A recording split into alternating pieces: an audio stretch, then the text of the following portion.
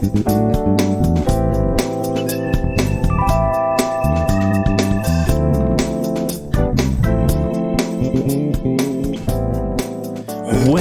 welcome everyone to the Living Word Family Church podcast. I'm the man behind the board, Zach Bensel, and with me, as always, two esteemed, wonderful gentlemen of the faith, Pastor Scott. Thanks. Thanks. Esteemed and highly esteemed. Yes, Pastor Scott, head pastor, and Matt Kreider, youth director. How's it going? What up, guys? Good to be here. Very good to be here. Good to be back, and we're the afternoon today, so we won't have our morning voices, anybody. Oh, that's true. Just so this is me. After lunch breath. Yeah, so this is how I sound the rest of the day.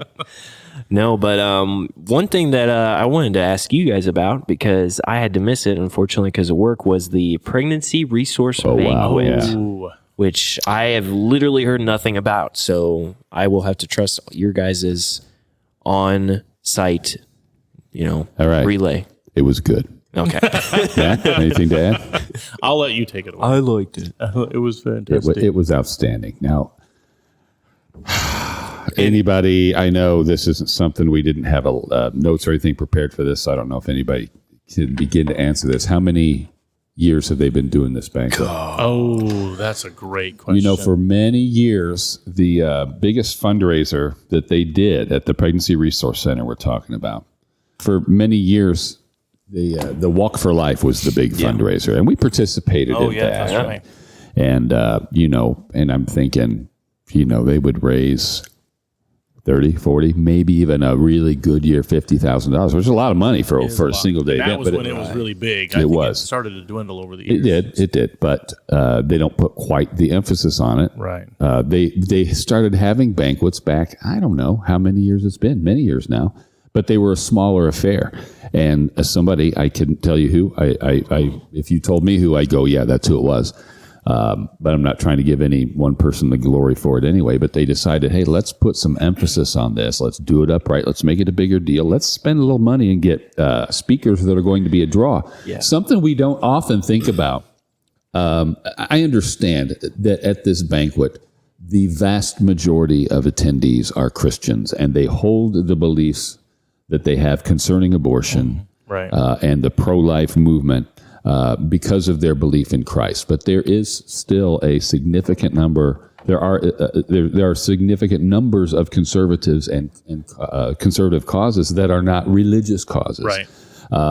I've quoted from the pulpit many times over the years a columnist who may well have passed by now, named Nat Hentoff, who argued passionately against abortion, against Roe v. Wade specifically, and he was an atheist.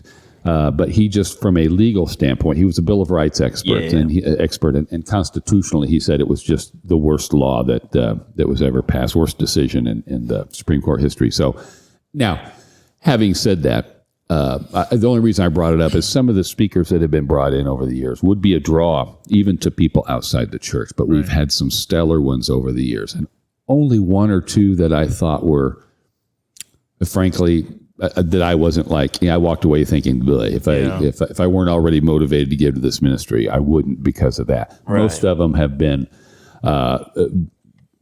we'll just say superb, and a couple home runs over the years, and a couple out of the park grand slams. Two that come to mind immediately over the years are Cal Thomas and Janet Parshall. I remember that one. We went to that one. But that's not to put anybody else down. It's just that they are just so good at what they have shared, and it brings in significantly more than the Walk for Life ever did, and that's a good thing. This year, the speakers were Alan and Lisa Robertson. Mm-hmm. Lisa, right? And Lisa Robertson, which many people know from the Duck Dynasty. They weren't a huge presence on the show, but that's the family. They were. Al he's did the older wedding. brother, right? And he's a pastor. Pastor. He performed a wedding on the show that was apparently one of the most highly rated episodes, if not the most highly rated. But very congenial guy. When he got up to speak, he was right at home. Acted like he was exactly where he wanted to be, no place he'd rather be. And he shared some folksy humor, some stories from the heart. Nothing pretentious about the guy at all, but told a little bit about his early life, how he was raised a Christian, how he wandered from it, and then turned it over to his wife. who shared their story from her Oh, my perspective, goodness. and man, Yes. just cut right to the heart of Really? things. Oh, it did. I'm not going to try to repeat his story. That's not the purpose of this podcast. But once again, here there were, I don't know, between 800 and 900 people. Wow. And I don't think either one of them lost anybody's attention for 5 seconds. Oh, yeah, it was good. really, What I found was interesting because I would go into it again, seeing the show a handful of times. It's not like we were diehard watchers of the show or anything like that, but knowing who they were Sure. and being interested in that. And we were invited to a friend's table that from church that was going that had a couple of open seats. So Ashley and I were like, yeah, we'll go ahead and go. And so I'm like, well, this will be kind of fun. And I assumed he would be the primary guy. He was the warm up. right. Yeah. Like he did give some of his backstory and his family, of course. He did. You know, he's going to want to introduce the audience. Those who don't know, introduce them a little bit. But he was literally the warm up. I mean, and his wife she was to me, the keynote. Like he was just there for, just to get the people started and get warmed up and kind of get familiar with who they are and stuff. But man, just personal and just so poignant and like on point. Like she didn't stray. She didn't. Now, granted, I'm sure they do this quite a bit, but Right. man, it was really insightful and really Well, good. and he was more than a warm up. Remember when he started sharing his story about when they met, and this was, they were both very, very candid, which Right, that's made true, you very yes. ready Yeah. to receive them. But Right. he did share this something that I really picked up on. He said, I was the one who was raised in a Christian home, and I had the opportunity to introduce her to Jesus. Instead, he didn't say I didn't witness as strong as I could have. He said, I introduced her to the evil one. Because he was living in sin at the time. Yeah. He hadn't renounced Christ, but same place many of us have been. Yeah. Right. Yeah. But he just shared it. It's like, man, she was worse for having known me at that time. But God redeemed that relationship. And it was just a powerful That's cool. testimony. And I believe, and again, she knew how to bring it home. It's like, this is why, why are we there? This is a fundraiser. Right. And she didn't turn it over to the staff to make the plea. She got up and said, this is why you should give to this Yes. ministry, and, Yeah. and made these points. And it was just fantastic. Yeah, very So- good. And the other thing that they do such a great job of all the years at least we've gone is sharing stories from the center, personal stories from people who've been impacted by the center, by Mercy's Refuge as well. The Statistics. residential facility, the statistics, what they've Yeah. been able to do, and it's just an amazing ministry, and it's so cool to see their heart behind everything. Right. So very cool. Yeah. That's a good time. Well, bummed I missed it. Yeah. We can blame Johnny. He was the one who made me work late. Oh, gotcha. Yeah. So it was really good. We really enjoyed it. Had a good time. So. Yeah. Anything cool coming up in youth group that you guys are doing? Ooh, yes, actually, we've got, the big thing, we're helping out with the Operation Christmas Child, or I keep saying Operation Christmas, right? Operation Christmas Child. I think I always want to call it Operation Operation Christmas Shoebox Child. or Yeah. something. Yeah, I mean, Christian Operation Children's Box. Yeah. All right. Anyway, so we're getting a handful of kids together and filling out a little slot, and along with my family on that Saturday. But the thing which I'm excited about, of course, but the thing I'm super super excited about is we did it last year for the first time, worked out pretty well, and we're going to do it again. This the Dare to Share Live. So what this event is, this will take place on Saturday, November 11th. And what this event is basically getting it's a kind of a simulcast faux live stream that we're going to be hosting here in the youth room. We've got youth pastor and some kids from the Church of Christ and the Lutheran Church coming. We're going to get together, Cool. Which will be I'm excited about. But they have we start off with a little bit of worship, then they've got videos where speakers are from the Dare to Share ministry are basically teaching you and sharing with you how do we share the gospel with our friends? Why is it important to share the gospel with our friends? Why do we need to be bold in our faith? And the ministry's been around for a very long time. I would say probably 30 plus years. Greg Steer leads that up. And they used to do a giant live conference in 2 or 3 different cities over the years. And I've always been like, man, that would be really cool to go. But that's just a big... Is he the founder of it? Or I just believe the so, current yes. head? Okay. No, I think he's the founder of it. And he's got an amazing testimony too. But anyway, so I'm like, that'd be really cool to take our students to, this in-person convention thing or conference, but we just never really had the chance to do it. And so then might have even been before COVID, but certainly since COVID, they switched to a little bit more. They might do 1 or 2 locations live, but they switched to this like, hey, set up your own location, invite who you want to invite, bring your own kids in and do the live stream thing. And so we did that last year. The other cool thing is so not only do they teach you and train you, you obviously have a little bit lunch break for you and your students to hang out, but they do like a 2-hour outreach block where they say, in your own community, with your group, come up with an outreach plan so you can put some of these things we've been learning into action.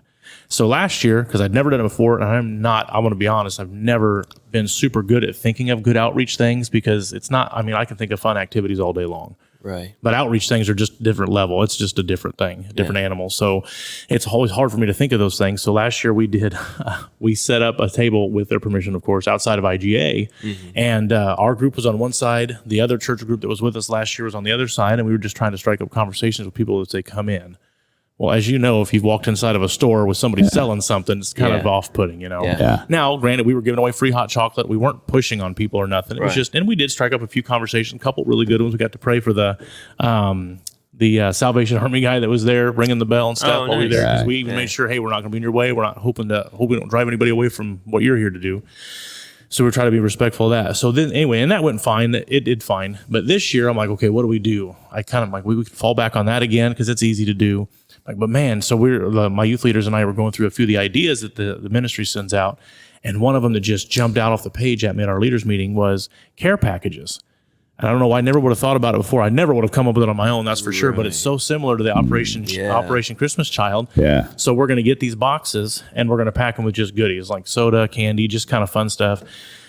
But in there's going to be one of the life books that I got forever ago, and we're still trying to get through. Right. They're really cool little square New Testament stuff, but with notes from other teens who have been like touched by God's love, and it's really, really cool little outreach tool.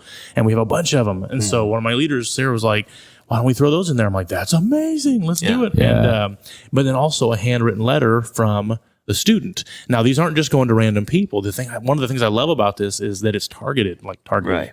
In a good way. Yeah. Like it's purposeful. Let me put it that way. Target is not the right word. Purposeful. That these students come up with one or two friends of theirs that doesn't know Jesus or doesn't go to church that they can reach out to, right? Yeah. And it's not going to be a, hey, come to our youth group thing. It's going to be, hey, Jesus loves you. Jesus has a plan for you. We all need Jesus in our lives. That type of thing. And that's what things we're going to work on. So the 2-hour outreach time, the first hour we'll be packing these boxes, writing these letters, praying over them. And the second hour will be us going around town, delivering them, putting them on front porches, knocking on doors. Super, super excited about that. Yeah. And the other thing that we did last year, we got T-shirts, came up with a logo or a cool little thing that says, "Ask me about Jesus." So this year we've got hats. So I don't know if Zach will be able to zoom in on that. Zoom in on post. But yeah, "Ask me about Jesus." 1 Peter 3:15. That's a little print there, but it just talks about being able to give account for the hope that's in your heart and being able to talk to people about Jesus. And that's not always easy for people. I'm super outgoing, and that's hard for me to do sometimes because it's such a personal thing. It's like you almost feel like you are imposing on somebody if you start talking to them about Jesus or about faith or about church and stuff. And so that's the other cool thing about this conference is they give you little ways to do that, little ways to kind of work those conversations in and build relationships and stuff. And so anyway, I'm super excited about that. The thing I like about that care package idea, and no one hear me the wrong way when I say this, I like it that it's in the care package, like you said, it doesn't say come to youth group. Right. It says, hey, Jesus loves you. Yes. I love you because I'm giving this to you. Yeah. And, it goes from there. And I think that goes back to what we were talking about last podcast about relationships, how relationships are going to be the things that get people in the door and keep people here too. Yes. Because it's like what I think you said it last week, how you were won over by the people of the church before you were ever won over by the gospel, just because that's how quick it happened for you. But yeah, that's cool. How many kids or how many boxes do you think you guys are going to do? Or have you even, I don't know. As many as you make? As many as well. I would like to do, because we got to drop all these off too. So I'd probably like to do just maybe start out with 1 or 2 per student, and they may only have 1 or 2 friends they can think of right off top. Right. So that's what I was going to challenge the students to do. Do 1 or 2, and we'll pack them up. Leaders will help out, and leaders can pick out their own people too if they want, and do that. So anyway, it's pretty cool. So we've got one of my leaders is kind of looking around for small boxes that we can get and pick up, and what can get different ideas to what we can pack them with. So almost like a shoebox. Yes, like a shoe operation. We should call it Operation Shoe. I think you could call it Operation Shoebox, because the other thing is Operation Christmas Child, right? So using shoeboxes. Yes, using shoeboxes. So Oh my gosh! I think Sandy and Beth probably have the lockdown Oh. on all shoe boxes. Yeah, I think you're right. In Yeah, the area, no doubt. in the tri-state area. That's right. I'm excited about that. But no, I'm excited about that though. Pastor Scott, I don't know if we talked about it much last week. Did we talk about the Operation Christmas Child much last week? Seems like we did. I feel like I we think did. we did. Okay. Yeah, because Although- we were talking about where they're going to go. Yeah, that's it. yeah. Well, that's it. I think we did. I think when we did the podcast, I had already heard about this stuff we were going to share on Sunday. I was very excited about the books and the literature that's going in. We can go back and listen to last week's podcast and see if we did. But I'm pretty sure we talked about that. Yeah. But yeah, what a great. It's exciting. It's exciting. It is about that. exciting. And that packing event's coming up a week from Saturday. We'll be boxing that stuff up and That's right. and that'll be cool. And turn And then around send and go off- feed Thanksgiving dinner to the community. Exactly. Yeah. Yeah, exactly. And which again, what we were talking about last week, all the churches doing it. Same thing with this Oh, Dare yes. to Share. It's Yeah. cool that you're getting I love it. other youth groups to Yeah. show up to, Yeah, and it's absolutely. not, it's not. Hey, Living Word Family Church. It's no. Yeah. This is just the Christians of St. Joe. This Yep, is just the exactly youth of right. St. Joe. Yeah, So, we did a kind of a back to school event not too long ago, and the other churches were involved and came out, and the other youth pastor in town from Church of Christ, he was out and he brought a handful of students, and then there were some friends type of stuff. We had a pretty good turnout. It was a pretty good event. We hosted it here, but I made sure. I talked to Matt. Both of us are. I talked to Matt and I said, "Hey, are you guys meet on Sundays, right? Is it okay if I'm going to push promo both of us? You know what I mean? Right. And then Lutheran Church, they meet on Wednesday nights like we do. So I just said, hey, if you're looking for a church, here's when they meet. Here's when they meet. Here's when we meet. Find a church, get plugged in. Yeah. Because that's it's so easy to be like, I want everybody to come here, you know? Yeah. But man, it's all about, The church down the road's not your Yes, enemy. That's Yeah. right. Yeah. We're all working together to bring people to the glory of God, or bring people to a saving relationship with Jesus Christ, all for the glory of God. And man, I just want kids to dig in and just fall in love with Jesus. Yeah. So Yeah. And kind of tied to that, we've talked about what you're doing with the Dare to Share thing, which is more directly evangelistic, or Right. at least more immediately evangelistic. The Operation Christmas Child, which is definitely evangelistic, is just a little more long term. But I mean, there's a gospel presentation right in absolutely. Right those after boxes. that. Yeah. But it's also built. There's a discipleship program built right into it, as we talked about last week. And we've got this. I've alluded to it. I don't know if we talked about it at any length last week, but there's the community Thanksgiving dinner that the churches are coming together to do. And we know this is all happening in a season that's already busy for an awful lot of absolutely. people. And so it's really tricky. And in church leadership, that you don't lean on people. Right. But the way I look at it is that here are a number of opportunities to serve. You know, it's the giving season. And there are people who want to, they're motivated, or they're equipped financially to give, to serve, to do stuff, and they just don't know exactly, all right, what do I do with this time? What do I do with these towns? What do I do with this? Well, here's this. If you don't want to do that, here's this. Opportunities. You don't want to get through the season, or at the end of your life for that matter. Look at the big picture. You know, what's that scene at the end of Schindler's List, you know, where I could have done so much more. And I don't want to make that big a deal of it, but it's like, on one hand, if people are like, man, the people are always leaning on me or pulling on me to do this, nobody's making you do it.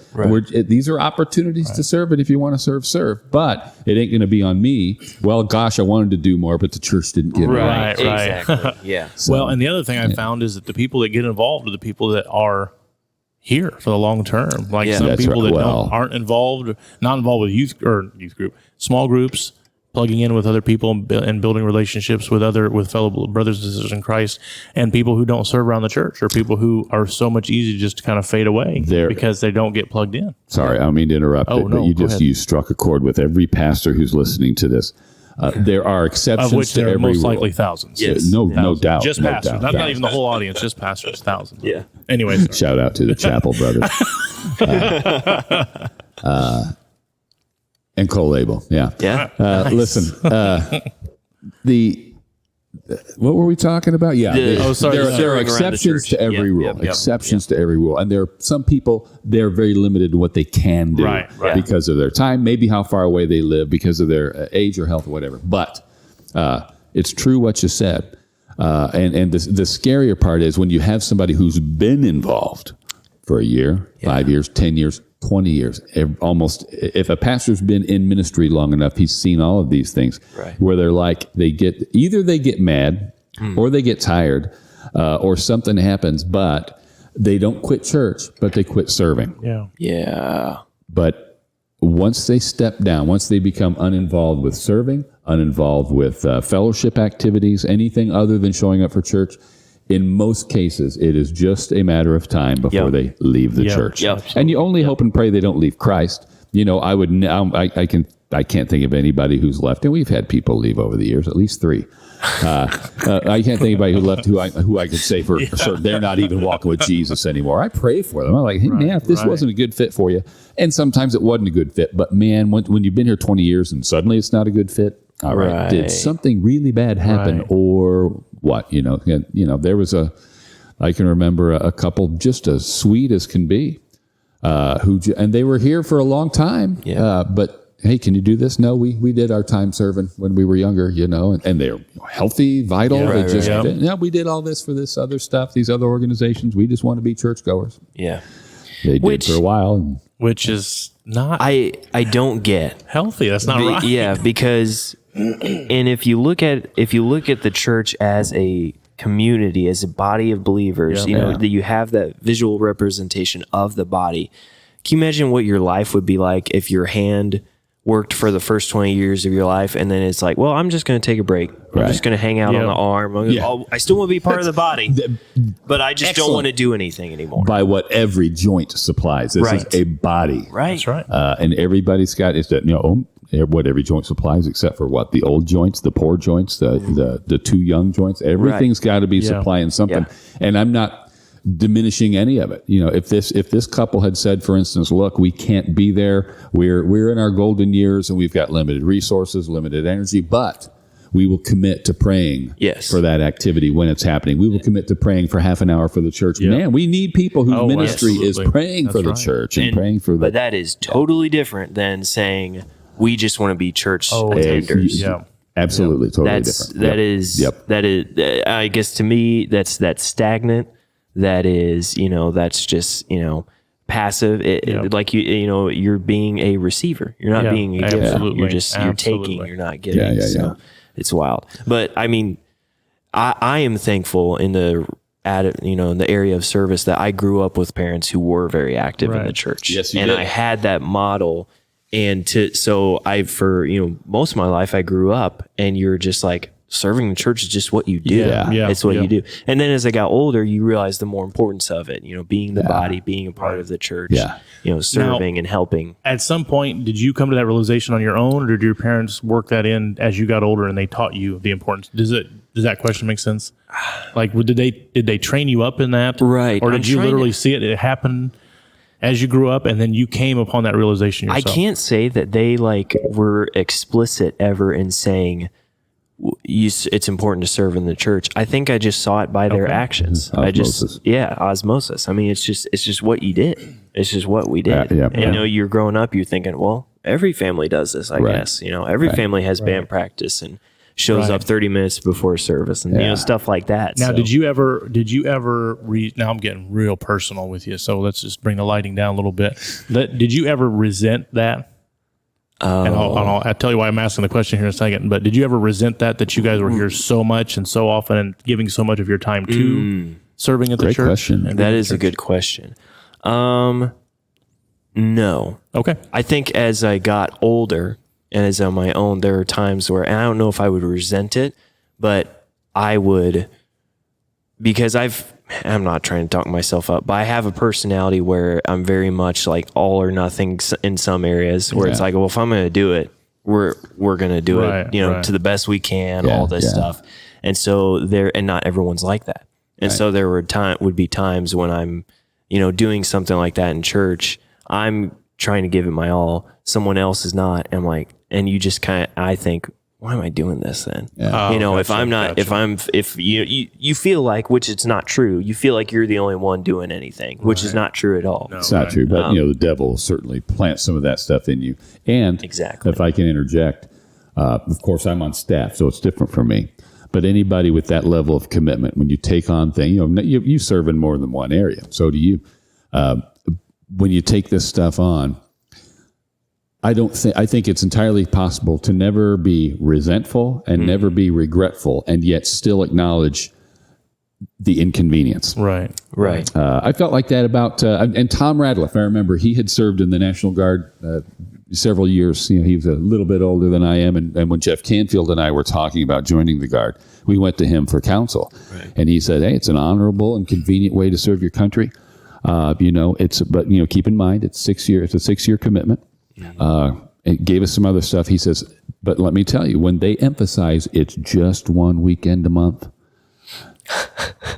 you will be inconvenienced for the next 6 years. Once a month, you will be inconvenienced. And it was never a hand. Oh man, it's and yet never did I regret it. Never did I resent it. Yeah. But it's a burden of inconvenience sometimes, but we need to be willing to be inconvenienced. Good grief, Jesus was willing to be a lot more than inconvenience for us, right? Yeah, absolutely. And the reason I asked that is because now we're in the position your parents were in once upon a time, where we're raising up kids. Yeah. And I'm in a weird position to where it's not just, hey, we volunteer sometimes. Like, I'm on staff. So sometimes I've got to be here more often than not, or for different things and whatever.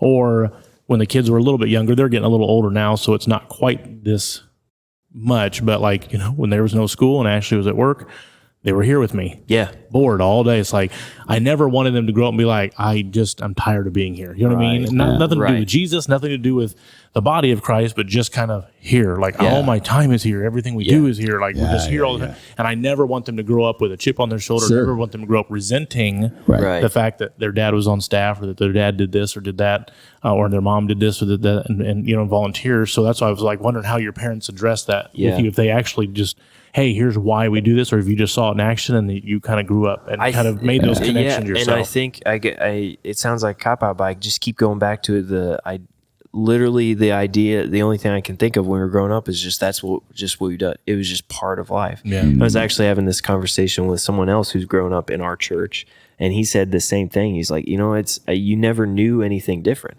other than you go to church not just on Sundays but Wednesdays and youth group events. It's just it's just ingrained into. But here's the funny thing: is I've known kids that grew up that way. It was ingrained in them, and they ghosted as they got older. Junior, senior year, I always call it the senior slide. Yeah, and it doesn't just happen with Wednesday night youth group kids that don't come on Sunday mornings. That's really easy to slip out. Yeah, but I've seen it happen with kids who were raised in the church and whose parents served and stuff. And it's like all of a sudden they're just. So I'm like, what's the difference? Well, you know what I mean? Like sometimes it's... And I'm not saying that this is the answer, but this is something that just came to mind. And I won't say that it never happened, but as a kid, I can never recount a time when my parents, either one of them, said, we have to go to church. Or like, we have to go to church, or we have to go to band practice. I never So their attitude towards it, you mean? Yes. Gotcha. The attitude I always ever knew was, at the very least, just this is normal. Yeah. It's time. Yeah. If not, let's go to church. We're going to church. Blah blah blah. I think that's part of it. It's just because attitude says a lot. It says a lot to the people around you. It says a lot to your kids. That was a good discussion question. The whole growing up in that, and how did you, grasp that? Because. And I answered, we were talking about the resentment factor. Let me give another military example that's really not me, because this goes back before I was in the 80s. The Reagan years were very You were nice in the National Guard? I was in the National Guard. Okay. And for those of you who are new to the audience, you're in for a treat. He never gives military examples. Yeah, right. Very exciting. So anyway, the significant thing about the 80s being in when we were in was that Reagan, not single-handedly, but he certainly restored a sense of pride and honor to the uniform. It wasn't always looked on that way. And I'm not just talking about because of Vietnam, people spitting on it. I mean, you go back to even World War II and post-World War II days. People appreciated the whole thank you for your service thing. That wasn't unusual. People appreciated those who served. But successful upper middle class and up families tended to steer their children, their sons, away from the military because it was low pay. Yeah. And so what you had were the people who joined because they came from poor backgrounds with limited opportunity. Right. Or they were part of what they called the service aristocracy. Right. The statistics are astounding. Percentage-wise, most career officers, or a significant percentage of career officers, were the sons of career officers. Yeah. Oh, wow. So they followed. Now, so what's that hard to reach group? The ones in the middle, ones who had plenty of opportunity and no exposure to the military before that. Right. If they've got a certain level of comfort, lack of challenges, or lack of difficulty, they're in this comfortable niche. I'm drawing a parallel between those who we can reach for Christ. There are those people who are in desperate straits, Right. Yeah. the outcasts of society, the unpopular ones, the ones in a struggle. Who are easy to reach because once you can make Jesus known as their rescuer, as the Savior they need, they just need to know who He is.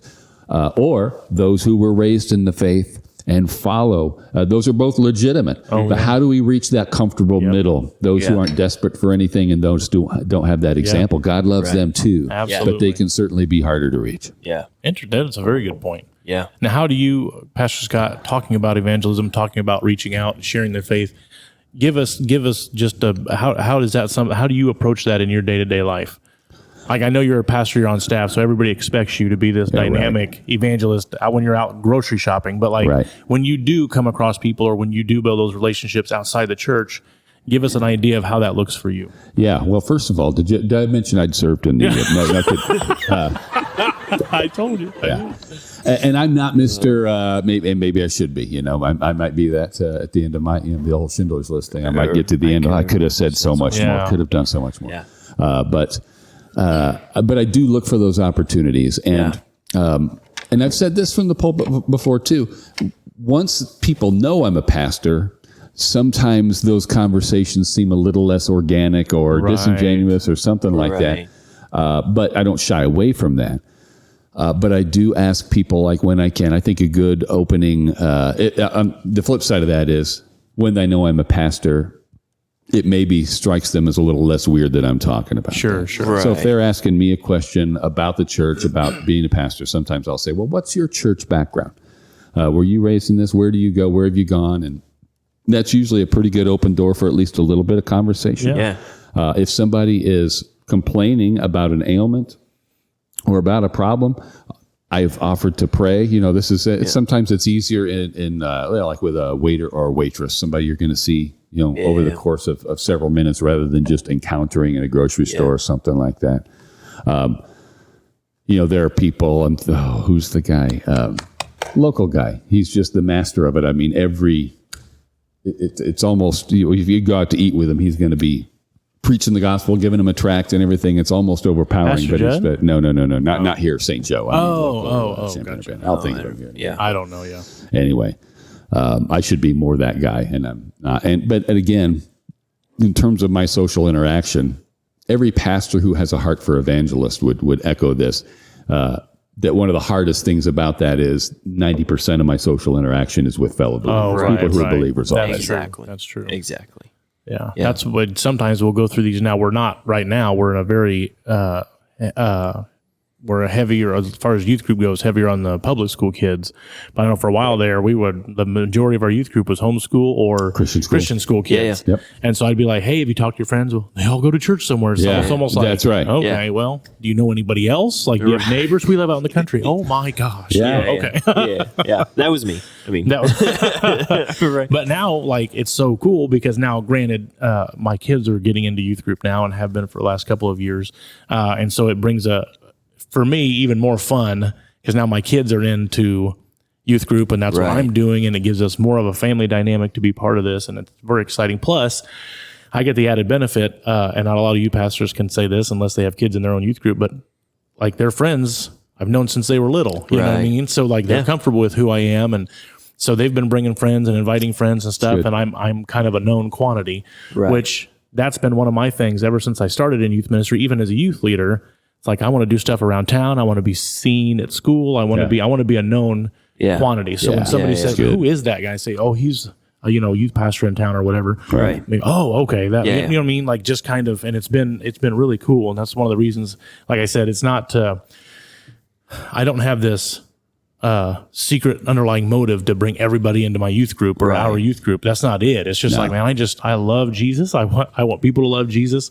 And that's one of the reasons I get involved with FCA. Yeah. I do an FCA huddle, which I know we've talked about, for the varsity football team. And that has gone so well this year. I've been so blessed and so honored to be a part of that. Yeah. And there's one young man, and I won't mention him by name, but he's fairly new to the faith. I would say within a year at least, if not sooner.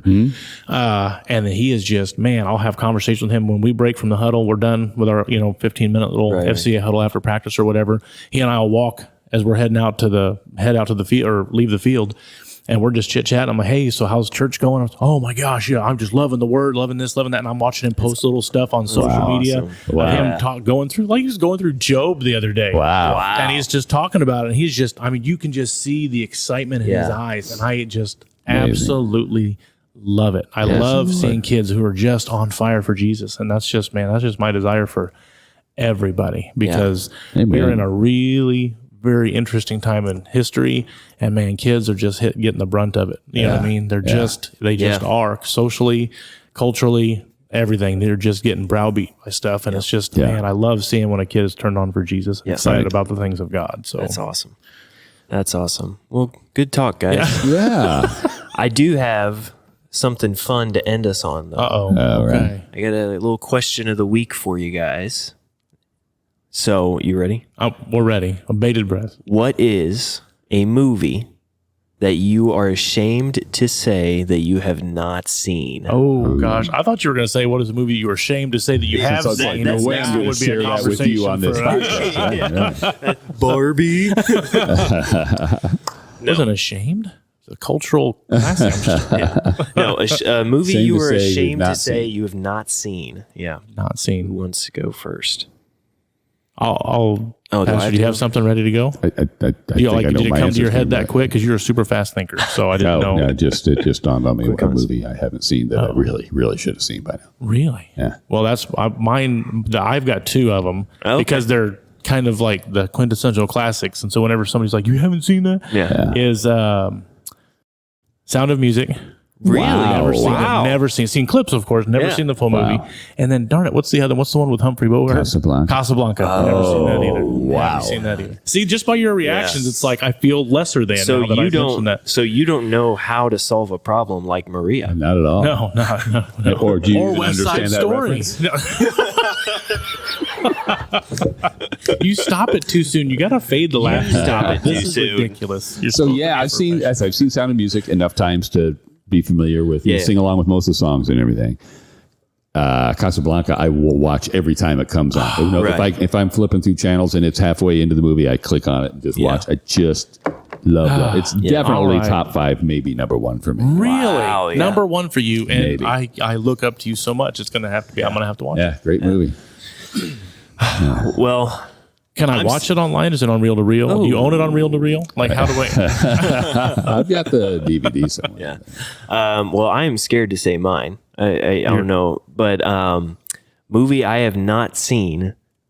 I have not seen The Godfather. Oh, wow! I said that the first time I watched that was just a handful of years ago, and I watched the whole thing too because that was one of those ones that I would always be like, "You haven't seen that," so I finally watched it. Wow! And I know it. I know it's a. It's a classic. And I just never seen. I don't even know if you can stream it anywhere. Oh, I'm sure. And it's like we didn't. You have can it probably at home. see the whole movie in clips on YouTube. It's so great. It's so good. There's so many good parts. I will watch that every time it comes on TV. Wow, you watch and a maybe lot my of number 1.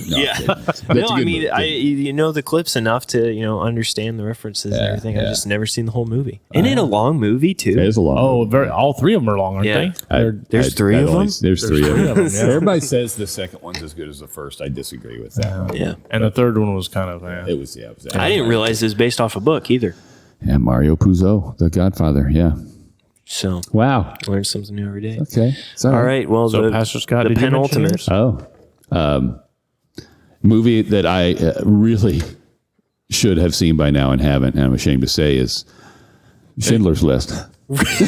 Are you serious? You literally mentioned that in the show. Didn't know where we were going. You are hilarious. You referenced a I movie thought you've maybe you never asked that seen. question because I referenced this movie twice, but No.